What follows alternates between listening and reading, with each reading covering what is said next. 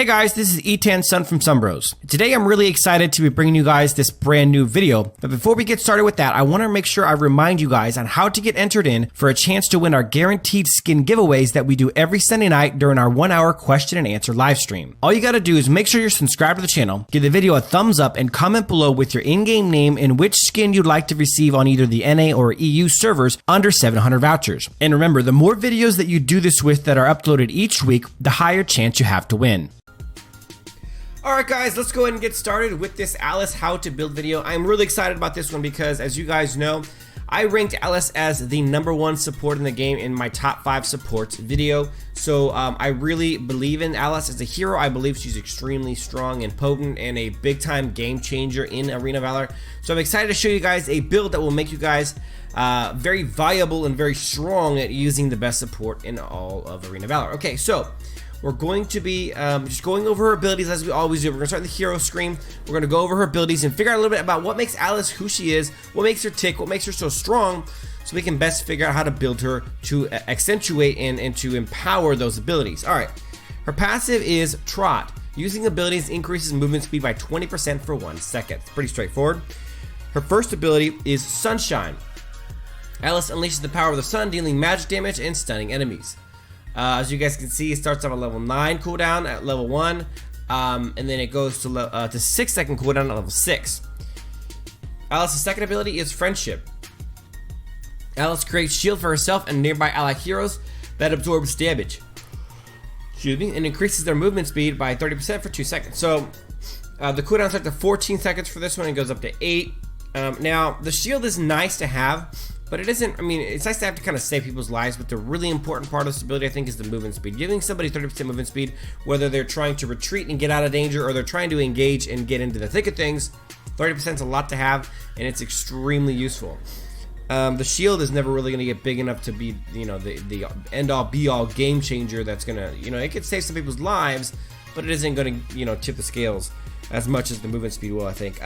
The ultimate is, of course, Hissy Fit. Alice summons a cursed circle, a big one, reducing movement speed of enemy heroes within range by 35% for 2 seconds. Additionally, it decreases their magic defense by 30%. While active, the circle also deals magic damage every half a second and silences enemies within for 1 second. Okay, so the silence is 1 second long. The cooldown starts at 35 seconds and it goes down to 25 seconds. And as you guys can see, the movement speed reduction goes up to 45%. And the magic defense reduction goes up to 50%. So that's really important to keep in mind. We're going to discuss those later in the building options. Okay, so now we're going to go to the equipment page, and we're going to figure out how best to build Alice to make the best of our abilities and her strengths and kind of match her weaknesses.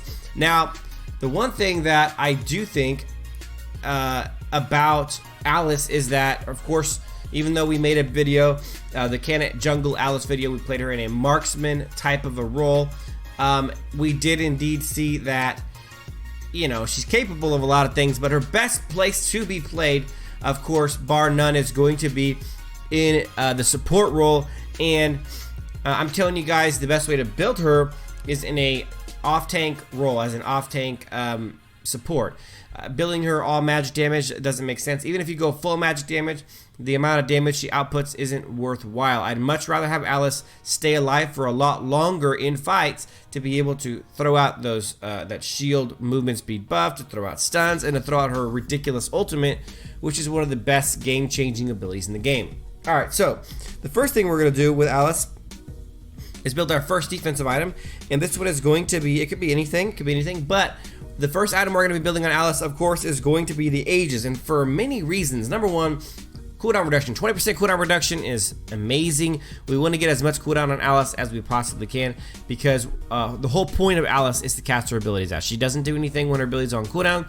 We want to get those abilities back off cooldown as frequently as possible, so Alice can wreck the game with what she does and what she brings to the table. Second piece of that is 400 max mana. Alice is a support who is completely ability based, and the need to spam her abilities is pretty evident, and the 400 plus mana helps us be able to maintain some mana early game so we can continue to cast his abilities.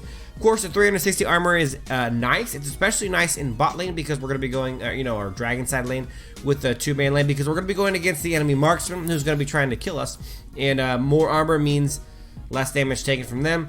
As if that wasn't enough, the passive is just perfect for being in that lane. And it's not just, I'll read it to you. This passive Spirit Bond, when taking damage, reduces the attacker's attack speed by 30% and movement speed of 15% for 3 seconds. So the reason why that's awesome as a starting item for Alice is, when it comes to the passive, is because when a marksman is trying to, engage on you, all they have to do is shoot Alice one time when she has the Aegis finished, and their movement speed is reduced. Their movement speed and attack speed is reduced by 30% and 15% for 3 whole seconds. So, talk about turning a fight in your lane, the 2v2 lane on Dragon side.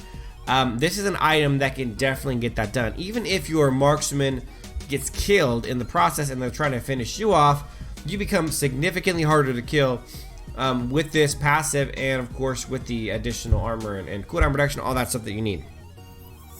The second item is going to also lend us to Orgo Boots, of course. It also is going to lend to us being effective in the early game laning phase, and that's going to be Sonic Boots. I really like the idea of she's tanky enough to where she doesn't need Gilded Greaves, but we get 110 armor, giving us a total of 370 already, which is really a lot. And then we're going to get the reduces normal attack damage taken by 15%. So if we come into a situation where the marksman is trying to kill us, or anyone who uses a decent amount of attack speed and attack damage, reducing the total damage on the auto attacks or normal attacks by 15%, as well as the movement speed by 30%, is a massive difference. It makes Alice very tanky early game, and the 20% cooldown reduction still allows her to get her abilities up frequently in order to be able to do those abilities and make a difference. Now, when we transition into going into the the latest parts of the game, where she's going to be roaming more, we're going to start team fights. This is where it's important for Alice to go to the off part of the tank process, which means we're going to be building a little bit of ability power. And the reason why is because as somebody who plays against Alice on a regular basis, as a jungler, as an assassin, as a marksman, as a mage, as all those things, somebody who goes against Alice on a regular basis, the worst thing, if I get stunned by Alice or I get silenced by Alice, it's not the end of the world. But what makes it a lot worse is when that stun or that ultimate silence also stings a little bit more than you think it will. It does create a little bit of I don't want to say a panic, but it definitely creates a little bit of a sense of, okay, I'm actually in a little bit of danger. I got to rethink what I'm doing. But that's not possible unless Alice takes a little bit of ability power as well. So we're going to go to the magic section, and we're going to be building our first magic item, which is going to be Frosty's Revenge. And the reason why we're going to Frosty's Revenge at number 3 is for a couple of different reasons. Number one, obviously we're getting 140 ability power, so we're starting to do a little bit of damage with our abilities, enough to put a little bit of fear into the enemy. Then we're going to get some magic defense. That's actually one of the main reasons we're going at this point, is because when Alice starts to roam, when she starts getting involved in team fight, she's going to start facing that mid laner. She's not going to roam from Dragon side all the way to Darkslayer side. She's going to roam into either the jungle, or she's going to roam into the mid lane. And so magic defense is essential for that. The movement speed is nice to have, plus 7%. She's obviously going to get some from her passive also. She's a pretty quick mover, Alice is. Very hard to catch up with, very hard to keep up with. The passive is great on her. Abilities that deal damage will also reduce movement speed by 25% for 2 seconds. So, why is this great on Alice? Because her stun, let's go back to her abilities. Her stun, I don't know the exact time frame it lasts. I want to say it's somewhere between half a second and a second. So maybe 3/4 of a second, or maybe even a full second. So they get stunned, and then they get the movement speed reduced by 25% for 2 seconds. So for a second after the stun, they still are slowed. It makes Alice really effective at keeping people, in the range of damage, or creating bigger holes for your teammates or yourself to get away from danger situations with Frosty's Revenge. It's a great item on her. I think it works well with that. But the best part about Frosty's Revenge is how the passive works with her ultimate. So abilities that deal damage will also reduce movement speed by 25% for 2 seconds. So abilities that deal damage like Alice's ultimate, which as we've talked about at level 1 causes a 35% reduction in speed for 2 seconds, and at level 3 it causes a 45% reduction in movement speed for 2 seconds. So they do stack. So when you stack Frosty's 25% with the 45% that you're going to be getting from her ultimate, you'll be causing a 70% slow for 2 seconds, which is not a stun, but it is a ton, and it is a big time difference maker. It really hurts to get, not only to get silence for a second where you can't cast an ability like a dash or a movement speed ability that might help you get away from the danger. Not only can you not cast anything for a full second, but now you can't even walk away because you're 70% slowed, which is an insane amount for Alice. That's a really big difference maker. Now, the next item that we're going to be staying in the magic tree, and we're going to be going towards our next item, which is kind of a dual item, which is Barris Agony. Now, there's a tool phase reason for this also. 10% more cooldown reduction, giving us 30% for the build. More armor. So now we've got, let's see, we currently were running at 470 on the armor. Now we're getting 270 more, which is going to put us at 740 on our armor total, which is a very good amount. Ability power is up to 280, which is starting to, we're starting to do some damage. And the passive is great. It isn't anything wild and crazy that's going to make Alice this incredible damage dealer, but she deals 4% magic damage equal to 4% of the target's current HP, and it has a 1.2 second cooldown. So in that ultimate, it'll proc twice, and it'll do 8% of their current HP and extra damage on top of what you're already doing. And again, the more that her abilities sting, and they're not going to kill you, they're not going to do so much damage that they're going to ruin your game, but the more her abilities sting, the more fear and caution it's going to put into the hearts and minds of the people that you're facing, which is a really positive thing that Alice can do. Or if they don't feel that fear or that caution, then they're just going to take a bunch of damage in her ultimate and then get burst down and killed. I mean, it's just going to be helpful for her team in either way that you think about it. Okay, so now we're super tanky, and we're starting to do a little bit of damage, starting to cause a little fear in the enemy. We're starting to really think twice about going into any kind of altercation when Alice is nearby, ready to do her stuff. Then we're going to be going back to the defensive page for another tank item. This was a little bit of a different tank item because it is Asterian's Buckler, and I like this. At the 5th item mark is when team fights are really going to start escalating to the next level in the game. And that's what I like to buy Asterian's Mark, because it gives her 1,000 health, which is nice to have, of course, more tankiness, more regen, which is going to be able to help her stay engaged for longer. And the passive is great. Warcry increases damage dealt by 5%. So all your teammates around you are going to deal 5% more damage, and reduce it, and then it has a damage reduction of 10%. So you're going to deal 5% more damage, and you're going to receive 10% more damage. That is a 15% damage swing, because you have this item and you're near people.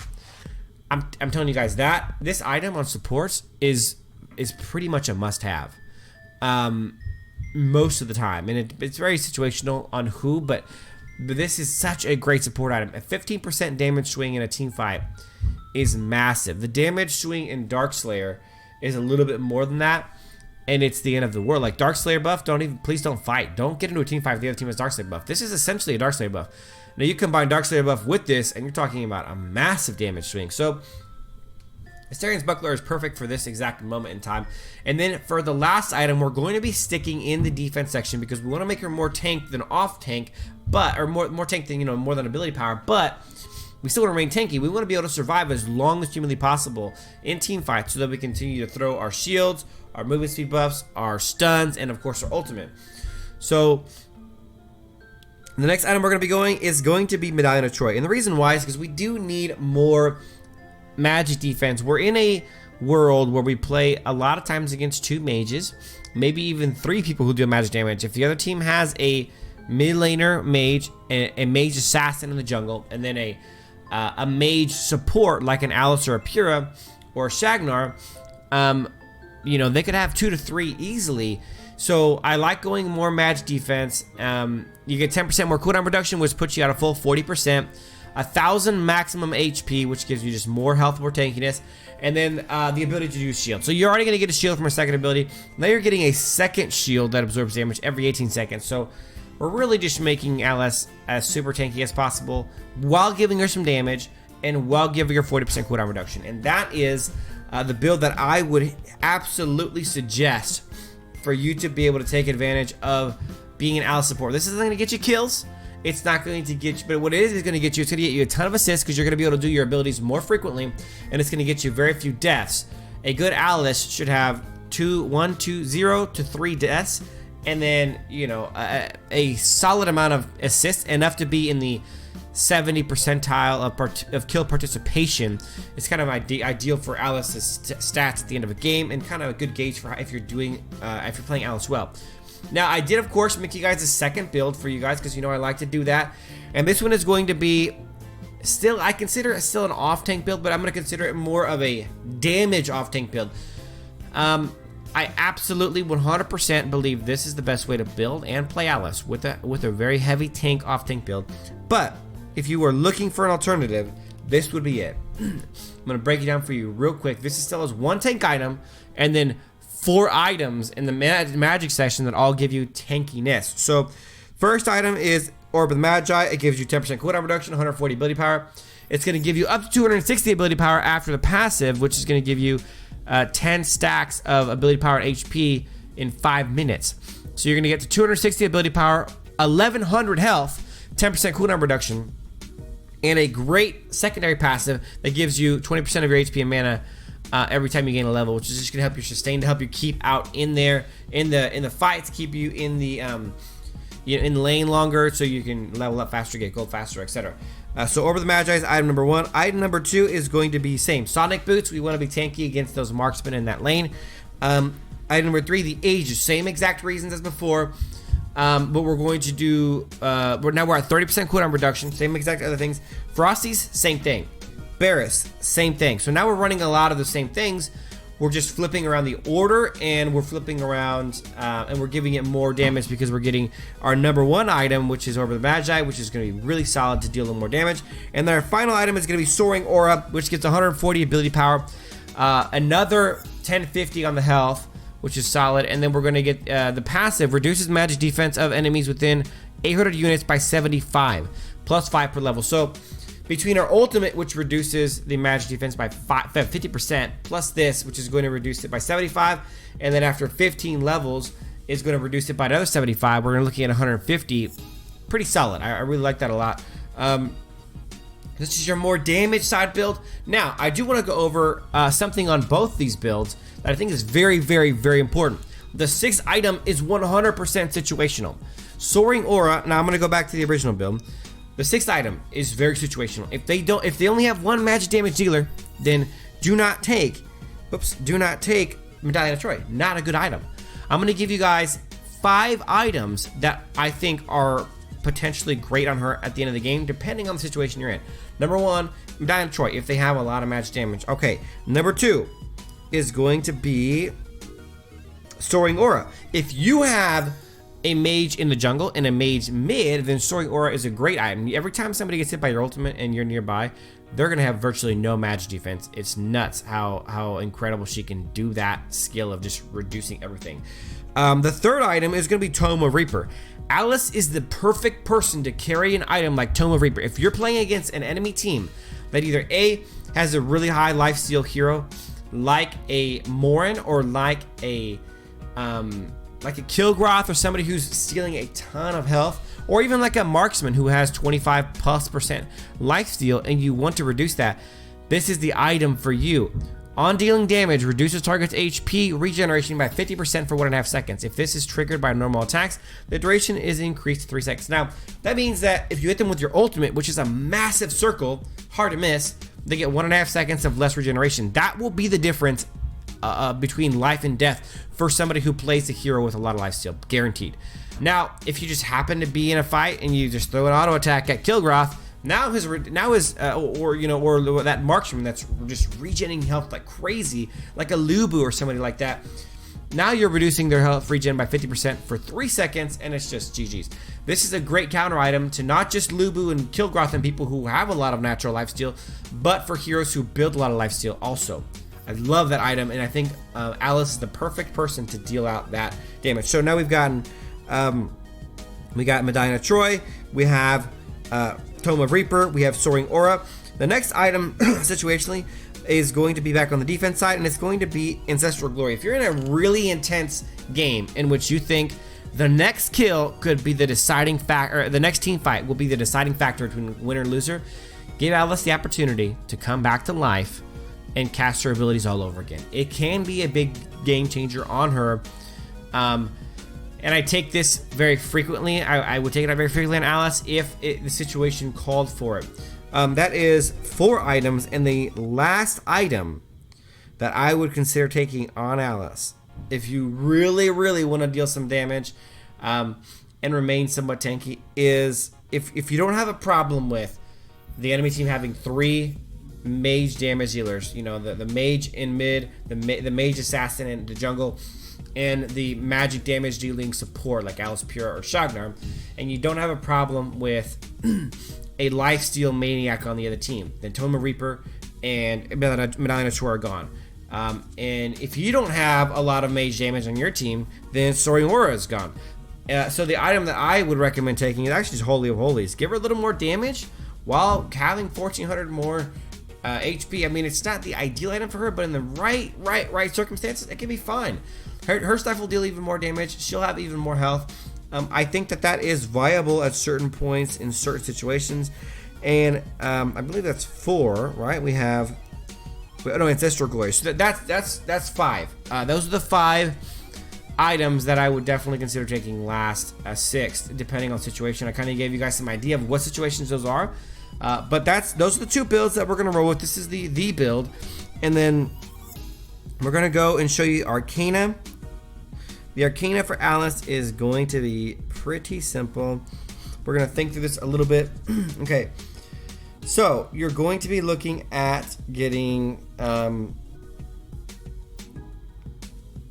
honestly, you're just gonna either go Enlightened for just straight ability power, just to help you have a little bit more of a burn early game, a little bit more of a sting early game, maybe do some more damage. I don't like Indomitable for her. It doesn't make any sense, even though we're going tanky. Or Violate, which gives her ability power and Magic Pierce. Again, I personally prefer Violate out of those 2, just so we're clear. Violate is my preferred one for her on the red. On the purple, you could go a couple different ways. I do like the idea of taking... which one is it? I do like the idea of taking Benevolence on her. And the reason why, movement speed is kind of one of Alice's things. It makes her really strong. The max HP is nice. You get 450 extra health. And then the HP for 5 seconds is really nice. It's going to help you guys stay in lane longer. I love stuff that helps you to fight the need to back more frequently. So Benevolence is great. If you have Colossus and you want to use that, that's fine too. 750 health is great. But Benevolence is the one I suggest. And as far as green goes, you have a couple different directions you can take. Number 1 is you could take, you could take essentially a couple different things. Crusader is one that you could take. Armor and defense, cooldown protection. You don't really need the cooldown speed. Early game it does help, but it won't by the end of the game when you got 40% with the tank build. Hex is fine. I mean, there's not anything really super made for her. You'd be fine with Mithril if that's the option that you want to go with. Or since the builds are armor heavy, nah, that's really it. I would just either Hex, Crusader, or Mithril. Probably Mithril would be the number 1 recommendation. Just more tankiness. 50 armor and magic defense early game is not too shabby at all. Hex would be acceptable too. So Mithril and Hex would be the 2 green suggestions. That is it for our Arcana. Now we're going to the talent section. And as far as the talents go, personally, my preference is, as somebody who would play as a marksman next to an Alice, I would generally prefer you to get Heal. Simply because it's the support talent to have to help support your team. The only other one I could really be convinced is a usable thing is Disrupt. If you want to have somebody in your team who has the ability to disrupt a tower, if Alice throws Disrupt down and then ults under a tower, that tower is as good as dead. If you are a 5-man team at the end of a game and the team is sieging you out from taking the inhib towers, Disrupt and Alice's ult is essentially a guaranteed tower. I mean, if you dive a tower with Disrupt and Alice's ult under the tower, that thing is gone. If the enemy dives you, they're foolish. If they dive you under their own tower, that's what Alice does. She flips the script. She goes from the tower being your strength to disrupting it, putting her ult down, and then the tower is now the enemy's strength. It's really incredible. So Disrupt is my either one of those choices is going to be really great. Heal if you want to play Alice like that, and Disrupt if you want to be really aggressive late game at tower diving, or really any point in the game at tower diving. But those are the talents, guys, and then we're gonna do a quick recap of both of these builds. Number 1 build has the Aegis, Sonic Boots, Frosty's Revenge, Barris Agony, Asterian's Buckler, and Medina Troy, but we gave you 5 6th item options that are viable. Medina Troy is just the most, I would say, the least, the item that needs the least reason, right? Like, it's not as specific as the other ones, because Magic Defense, cooldown reduction, HP, they're all in the shield. They're always good. They can always be useful. That's kind of my default, but the other 5 items have their definite place on an Alice build. And then, of course, build number 2 is if you want to go a little bit more damage, but still be pretty tanky. You're going to be going over the Magi, Sonic Boots, the Aegis, Frosty's Revenge, Barris Agony, and Soaring Aura. Guys, those are our 2 builds on our Arcana that we're going to be choosing, and, of course, our talents that we're going to be going with. Guys, I'm so excited for you guys to try this build. Go out and see how improved your Alice game can be with 40% cooldown reduction on top of a massive tankiness while dealing enough damage to be a difference maker. But guys, thanks for watching the video. I hope you guys enjoyed the how to build the #1 support in Arena Valor, Alice. Thanks for watching, and as always, till next time.